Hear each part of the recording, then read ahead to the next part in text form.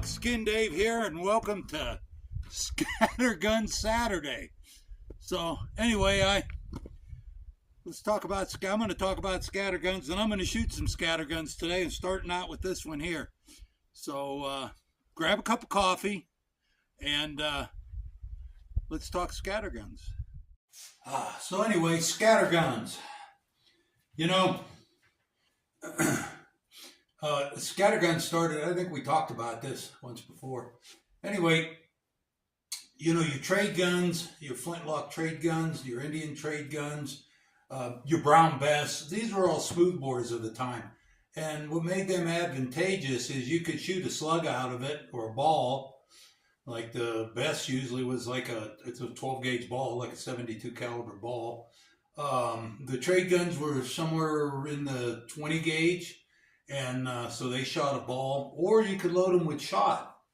And for a man out in the frontier, that was not a bad thing, because you can shoot small game with it, or you can shoot large game. Now, it wasn't a rifle as far as shooting very far, but you could get within 50 yards or 75 yards of a deer. You could definitely hit that deer with that ball. And then when they were talking about warfare back and forth in those days between combatants of different tribes, they also would put a buck and ball load in there, or buckshot, or something like that. Coming through time, there was nothing more feared in the West than the coach gun, which this is a sample. This is more of a modern coach gun. This one's made by Ithaca. It's a what they call a box lock. In other words, all the workings are in the action. There's no hammers.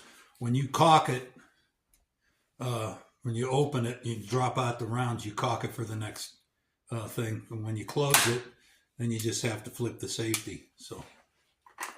Anyway, they called it a coach gun. It was feared.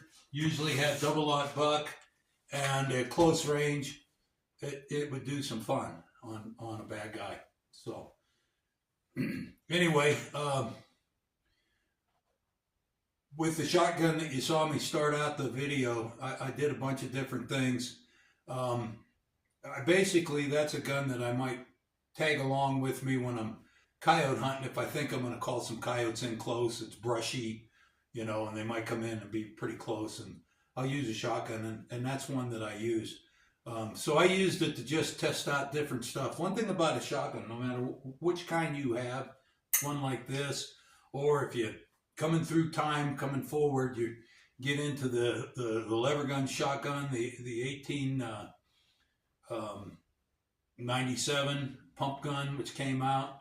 And then as time went on, the Winchester came up with the Model 12.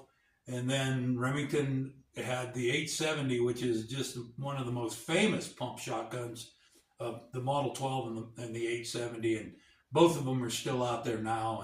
And those are really good guns for hunting. Remington came up with a semi-automatic version of what looks like the 870, and it was called the 1187. Well, it started out the 1100, then it went to the 1187, and it's a great hunting style semi-automatic shotgun. So let's go out and see what some of these different loads will do out of that FN shotgun. Okay, this is a I used to shoot 3-gun matches a long time ago, and this was one of the guns. This is an FN for Brique National.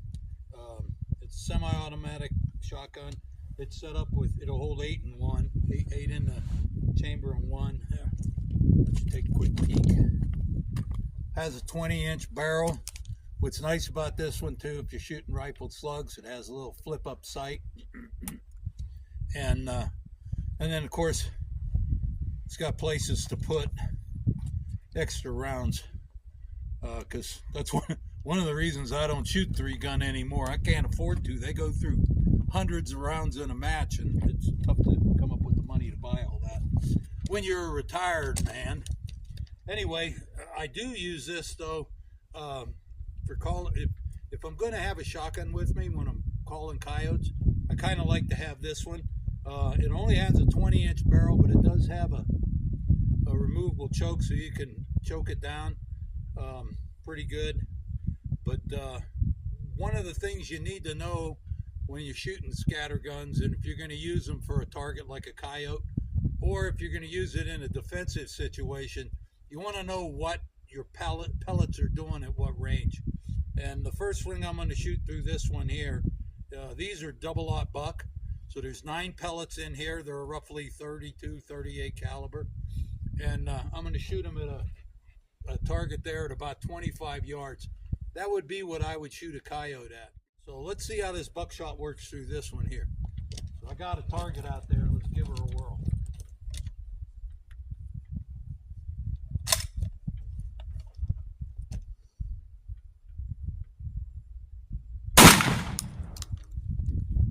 Okay, let's take a look. Okay, so out of this shotgun, I pretty much aimed right here. So I got 1, 2, 3, 4, 5, 6. Okay. 1, 2, 3, 4, 5, 6, 7, 8, 9. I got one flyer up here. Okay, that still hit this target, but the majority of the group is here, so that's good. This right here is the wad. Okay, so this one is, I don't know if they still come out anymore, but years ago they had one that was called Dead Coyote. And it's a 3-inch shell, so it's going to hurt your shoulder a little more, or at least bump it. It has smaller pellets in it. That was double-aught buck. I think these are like a little bit smaller than number 4. We're going to see in a minute. So let's see what a group looks like at the same distance with some of this dead coyote.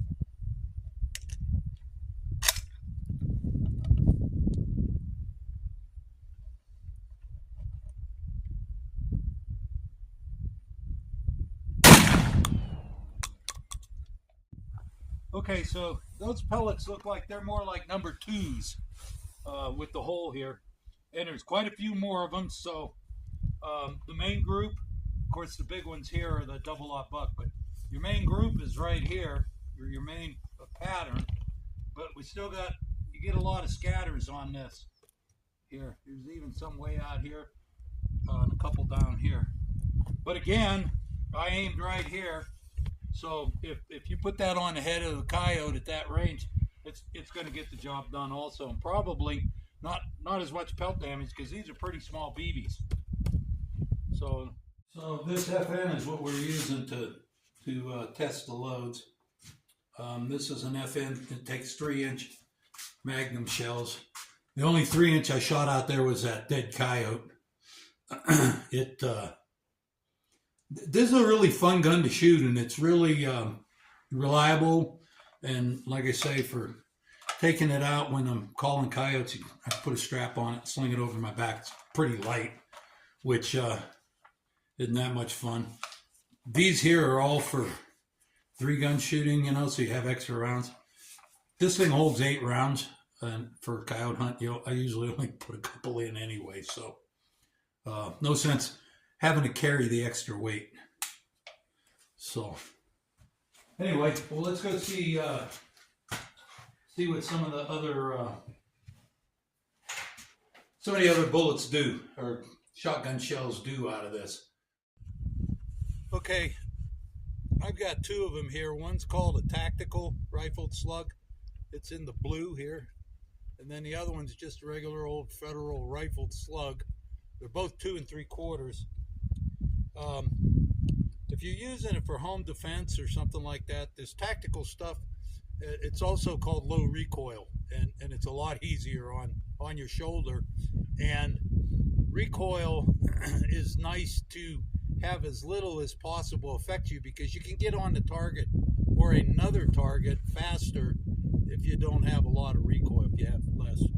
So I'm going to shoot the first one just a regular slug, and let's see where it hits on that target. This is the same range as before.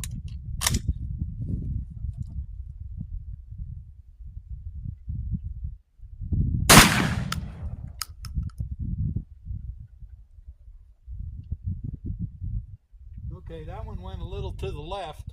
I can see where it hit, so let's try that low recoil one next. And I might have pulled it off. It's getting a little chilly out here for the fingers.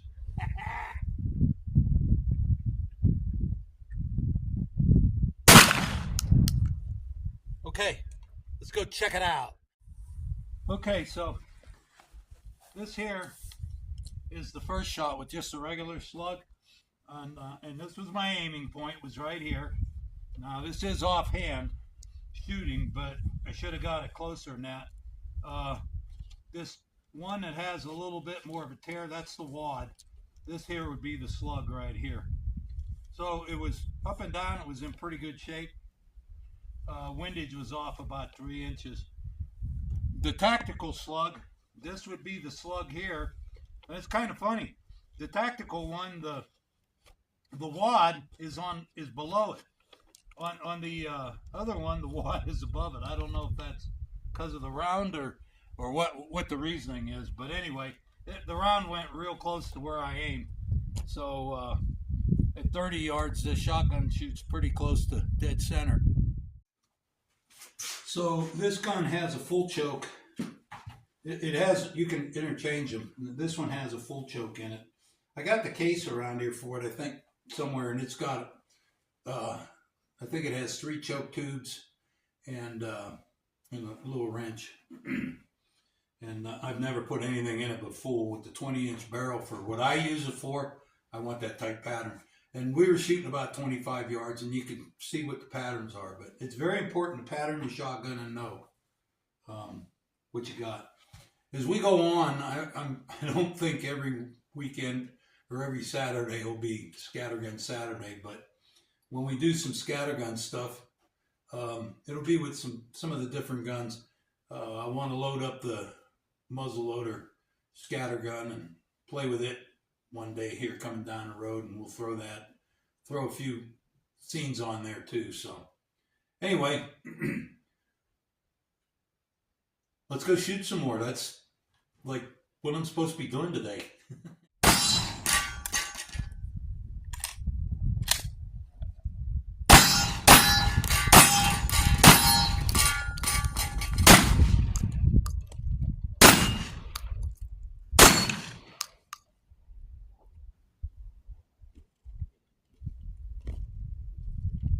Anyway, that's Scattergun Saturday for you. That's the first one. I shot a lot of shotgun this morning, and I had a lot of fun. Did most of it with this more modern shotgun. Scatterguns may change as time goes on with different kind of more primitive scatterguns. Anyway, shotguns are a blast. That's all I got for you this time. Buckskin Dave here. Adios. Have a great week. I'll see you